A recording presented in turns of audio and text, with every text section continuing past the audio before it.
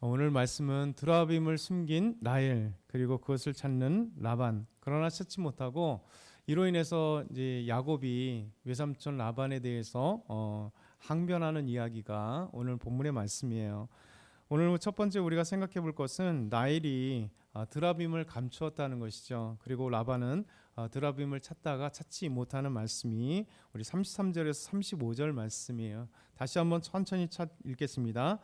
라반이 야곱의 장막에 들어가고 레아의 장막에 들어가고 두 여종의 장목에 들어갔으나 찾지 못하고 레아의 장막에서 나와 라헬의 장막에 들어가매 라헬이 그 드라빔을 가져 낙타 한 장 안에 넣고 그 위에 앉은지라. 라반이 그 장막에서 찾다가 찾아내지 못하매 라헬이 그의 아버지에게 이르되 마침 생리가 있어 일어나서 영접할 수 없사오니 내 주는 노하지 마소서 하니라. 라반이 그 드라빔을 두루 찾다가 찾아지니 못한지라. 아멘. 야곱이 하나님께서 말씀하신 대로 이제 고향 땅을 향했고, 더더군다나 어제 말씀드린 것처럼 야곱은 담대하게 하나님의 말씀을 들은 대로 믿음대로 갔으면 좋겠는데 그렇지 못했습니다. 그러니까 그 야곱의 소심함 그리고 야곱의 그 교활함이 보이죠. 자기 삼촌, 외삼촌 몰래 가족들을 모두 이렇게 낙타에 태우고 짐을 다 싸서 몰래 도망쳤습니다. 사실 하나님께서 말씀하시면 담대하게 얘기해야 되잖아요. 외삼촌, 하나님께서 말씀하셨습니다. 제 고향 땅으로 가라고 말씀하셨습니다. 제가 지금까지 모았던 삼촌과 약속했던 이 재물들, 양들, 가축들을 제가 이제 이끌고 가겠습니다. 이렇게 얘기를 해야 됩니다. 그럼에도 불구하고 이 야곱은 라반이 두려웠던 것이죠. 하나님보다 외삼촌이 더 크게 보였던 거예요. 그래서 밤에 가족들 다 함께 외삼촌 몰래 도망가 버린 겁니다. 3일 뒤에 외삼촌이 알았고, 중요한 건 뭐냐면 이 라반이 자기 집에 찾아보니까 드라빔은 없어졌던 거죠. 드라빔. 어제 말씀드린 것처럼 드라빔이라는 것은 요 작은 것, 작은 건데 가정신이에요. 가정을 지켜주는 신, 우상입니다. 이 우상이 고대 근동에는 아주 중요했어요. 이 당시에는 자기 가정들마다 이 가정신인 드라빔을 놓은 가정들이 많은 거예요. 요만한 드라빔이 그 가정을 지켜주고 그 가정에게 복을 주기 때문에 생각했기 때문에 그 드라빔은 그 가정에서 가장 중요했던 신입니다. 라반은 드라빔을 가지고 있었어요. 그리고 이 드라빔의 역할은 또 무엇을 하냐면 이 아버지의 재산을 다음 아들에게 물려줄 수 있는 그 증표가 되는 게 드라빔이에요. 그래서 이 드라빔을 가지고 있는 사람이 아버지의 재산을 물려받을 수 있는 겁니다. 그러고 나서 나중에 보면 이 드라빔은 또 점치는데 활용되는 우상이었습니다. 이만큼 드라빔은 하나님과 정말 정반대, 하나님이 싫어하는 우상, 하나님이 싫어하는 거짓신인데도 불구하고 라반은 그 우상에 집착하고 있어요.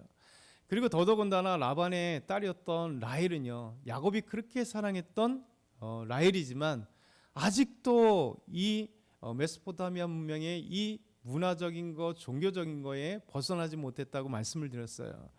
그래서 그 중요했던 라반에게 가장 중요했던 이 드라빔을 훔쳐간 거예요.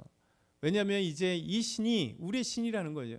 그리고 이것이 아버지의 재산의 유업을 받을 수 있는 권한을 가지고 있다니까.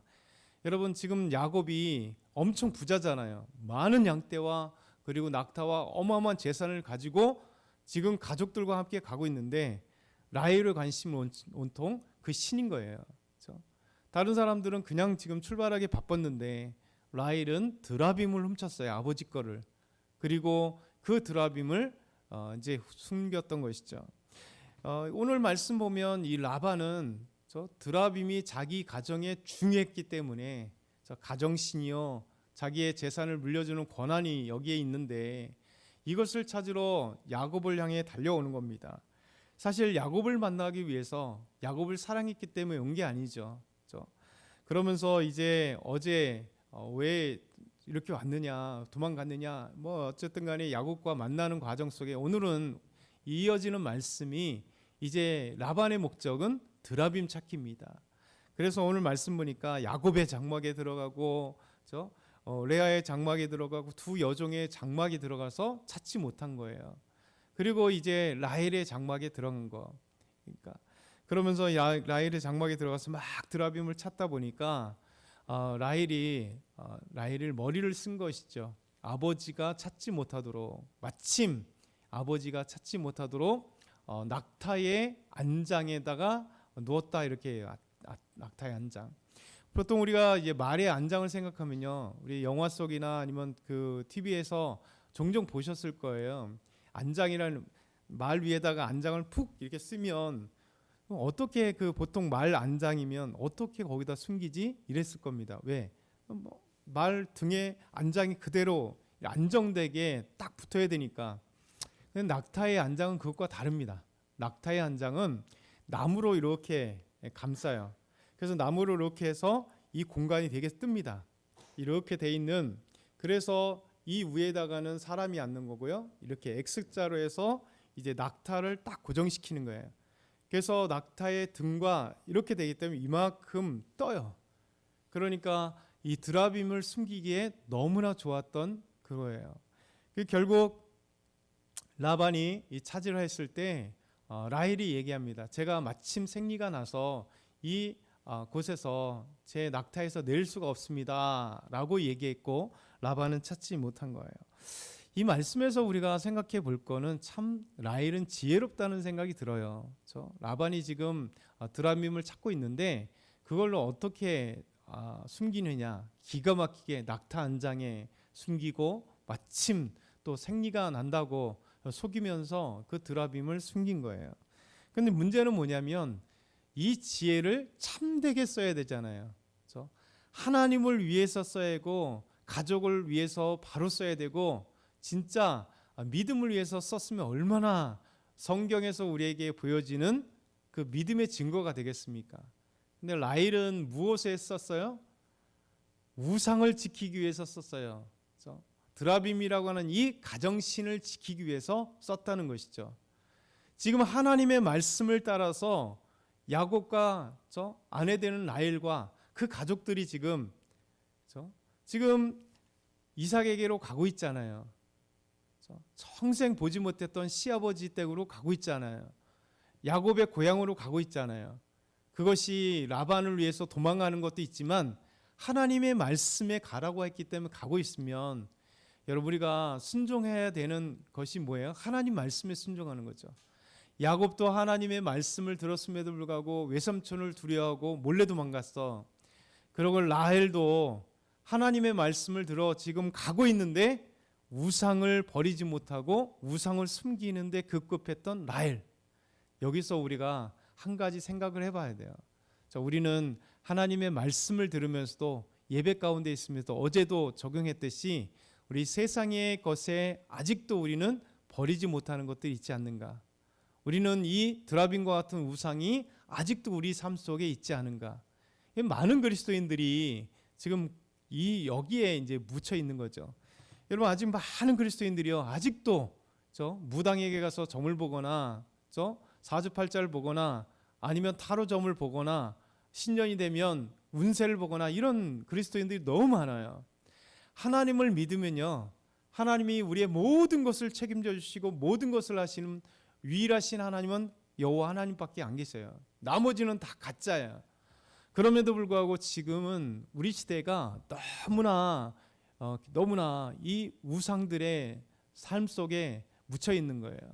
계속 요즘에 말씀을 통해서 하지만 지난 지금 2, 3년 동안 보세요. 매일 TV에서 나오는 게 뭡니까? 정권에서는 계속해서 이 무속들하고 관계되어 있고요. 그렇죠? 정치인들이 됐던 뭐든 됐던 판검사가 됐던 다 지금 이 우상들의 그리고 무당들의 아니면 무속에 계속해서 그들에게 점을 보고 하는 내용들이 매일같이 쏟아져 나와요. 그렇죠? 이런 것들이 우리 삶 속에 얼마나 많은 것들이 지금도 성경에 있는 것 같은 이런 사로잡혀 있는 것들이 많은지 모르겠습니다. 이게 그리스도인들이 더 깨끗해야 되고 이 시대에 더 정확해야 되는데 어느 순간에 그리스도인들도 계속해서 이것이 한두 해 얘기가 아닙니다. 수십 년 진짜 뭐 엄청 오래된 얘기예요. 그렇죠? 90년대에 조사한 게 있잖아요. 전국 그리스도인들 교회 막 다는 아니겠지만 표본 조사를 엄청나게 했습니다. 그랬더니 상당수 교회 교인들의 반 가까이가 점을 본다고 하는 얘기가 통계가 나왔어요. 그러니까 무시한 거죠. 그래서 점쟁이들한테 다 가서 말을 물어봤어요. 무당들에게 물어봤어요.